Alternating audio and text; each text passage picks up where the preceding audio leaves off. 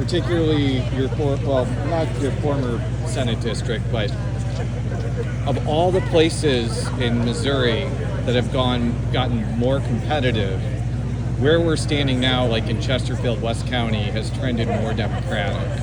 Now, I don't think it's going to make a difference in any of the races tomorrow, but could it be indicative of something larger in, suburbs with like a lot of college-educated voters if it goes blue? Well, I think you do see some shifting coalitions right now. Definitely, I think of my old state Senate district that spanned from sort of Afton out to Baldwin. And so and Kirkwood was kind of right in the middle. And so you had everything. You had sort of working class, and it got a little bit more affluent the further west you get. The district has shifted a little bit further west. Yeah. But I do think you see some shifting coalitions. I still think St. Louis County has a lot of Republicans. But it's different. There were 4 Republicans representing St. Louis County when I was in the state Senate, and I think we've got 15 now, which I think David Gregory will hold on to. So we'll see. If he doesn't, and the Democrats take over your old Senate seat, is that like I don't want to like overstate things because I'm just talking about your old Senate district, but West County has been like the beating heart of Missouri Republican politics for like 50 years. Does that make the stakes actually a lot higher than people may think, even if Republicans win statewide, to make sure that Republicans maintain a foothold there? Yeah, you definitely want to have local leadership and local elected officials. I think that makes it easier to continue to go out and recruit other people to run. But you also see, look, Jefferson County, right? That has been an unbelievable shift in that same period of time. So I think it's just sort of reflective of some of the shifting coalitions. But as a St. Louis County resident, born and raised here, I certainly want to make sure Republicans have representation in the state Senate. One last question on that point. I hesitate to extrapolate what happens in St. Louis County to like Pennsylvania, Wisconsin, and Michigan. But like, it's the reason I'm paying attention to what's happening there is like a lot of those suburbs are similar to the suburbs I mentioned in the Rust Belt.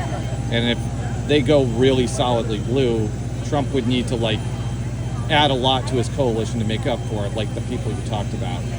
What's kind of your sense 24 hours before about how that particular dynamic is going? Yeah, so I was in Pennsylvania with J.D. Vance last Wednesday.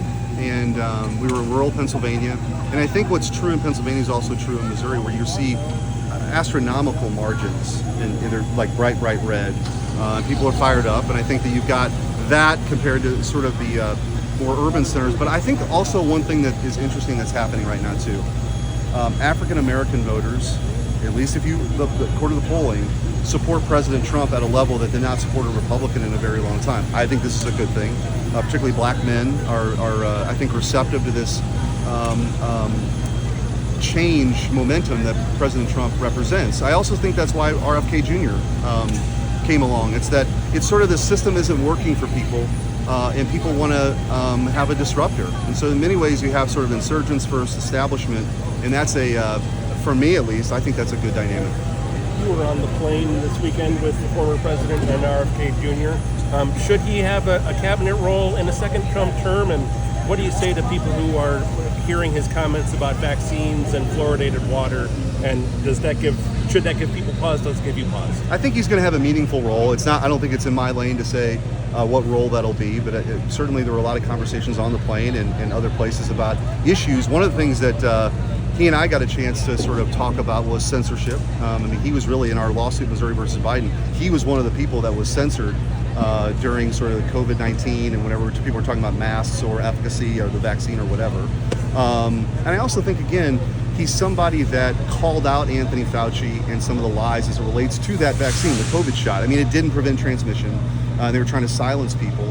And I think that a lot of people are frustrated by that. And I think that's why you see a lot of like J.D. Vance and President Trump going on these podcasts. They're reaching a different audience of people who feel that way. We also bonded over my love for Curb Your Enthusiasm. And of course, his wife starred on that. So we had a lot of conversations about that.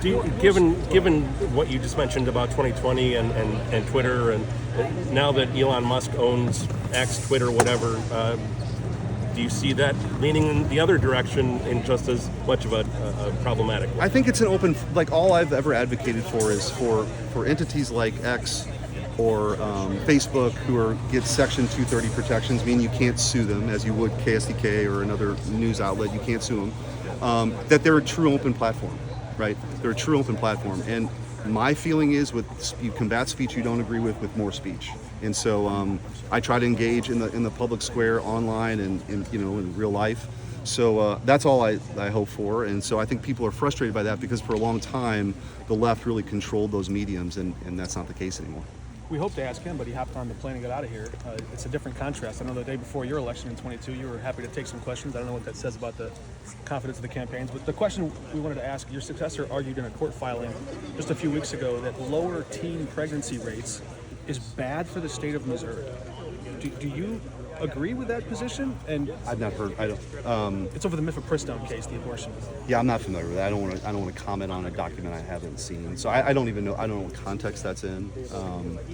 A couple contexts, that of population loss, federal funding, the census count, all of that. Is there any context under which? Well, let me set that aside and just say that I do think we have a declining birth rate in this country. Again, this is a separate issue, so I'm going to be very clear. I'm not sure the context in which you're talking about, but I do think supporting families and having kids is a good thing, right? That's how I feel broadly about the topic. But as far as that goes, I'm not going to comment on it. That's probably appropriate for, the author of the brief. Yeah. Yeah, I was hoping to get that too. Yeah. I've asked before, but I'll ask again. We can ask them. Are you committed to serving a full second term? Do you expect to have? I love representing the people of Missouri in the United States Senate, and that is my focus. And any of the other chatter that's out there, that's not coming from me. I'm just trying to help where I can. That's why I was helping Ted Cruz. That's why I've helped President Trump, J.D. Vance. I was in Ohio for Bernie Moreno.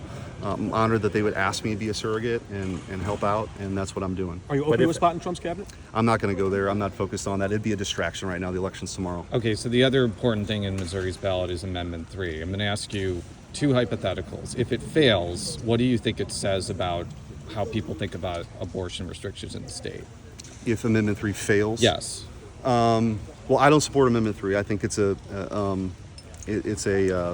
extreme ballot initiative in the sense that it allows for late-term partial birth abortions and also for underage transgender surgeries without parental consent. And so I think if it fails, that's why it will fail, because people realize how extreme it is. But there is a ton of money out there. I mean, I don't even know it's like 25 million or something. I don't even know, from out-of-state interest to get it passed. So we'll see. I mean, I'll be voting no. Now, I already have voted no. Now, the other scenario is if it passes, is it a signal that Missouri went too far in banning like all abortions except for medical emergencies, and they should have either had like a 6 or 12-week window, or they should have had exceptions, stuff like that? Well, I think that what's true for Missouri is also true nationally. Sorry. Yeah, go for it. Is that I just think this issue is going to play out over a decade. And so whether it passes or fails, I don't think it's the last we're going to see of a ballot measure or something the legislature does. And I think that's probably true in all 50 states. The states are going to grapple with this political question over the next decade, and they'll have some sort of consensus ultimately. And where Missouri settles will be different than, Michigan or California. So we'll see. But I don't think this will be the only time that Missouri voters are, whatever happens on Amendment 3, where they're confronted with a new question. Thank you as Yep. always. Sure. Thank you. See you guys. Thank Yep. you. See ya.